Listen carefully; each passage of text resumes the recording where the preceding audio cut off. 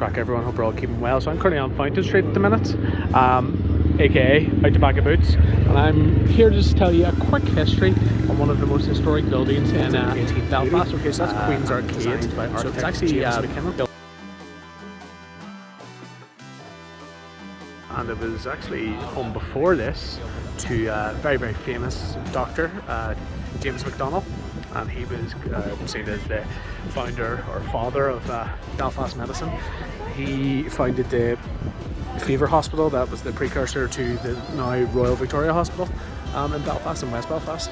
So very, very famous man in the city. It's actually changed ownership a lot over the years. Okay, so Otto Jaffa, the former Lord Mayor of Belfast, used to own it at one point, and during its heyday, it had some of the finest sort of stores in Belfast. Okay, so I would say only the rich and wealthy of the city would actually grace this arcade. Yes, beautiful. Recent restorations was in 2019. So I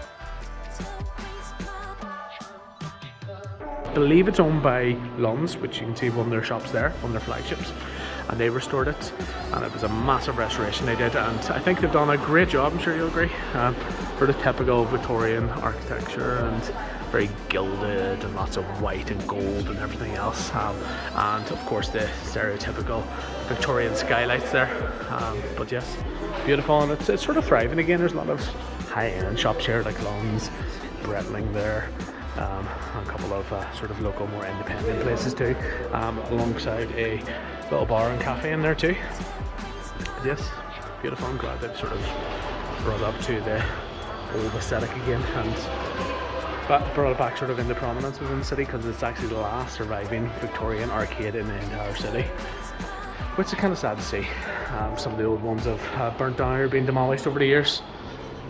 Just a quick walkthrough of the other end of it as well. I'll try and find some maybe old pictures of it and see if I can show you what it sort of looked like before, but I'll take you out the front here in Donegal Place and show you what the front looks like. So here's the beautiful front facade. I think it's one of the most beautiful buildings probably in Belfast, and you can see along this sort of street, you've got the normal retail stores, but I always advise people when they're walking down this street to always look up, because you can see some absolutely stunning architecture around this area in particular. Like look at that building, for instance. That's just the one I think above River Island there, beside Next.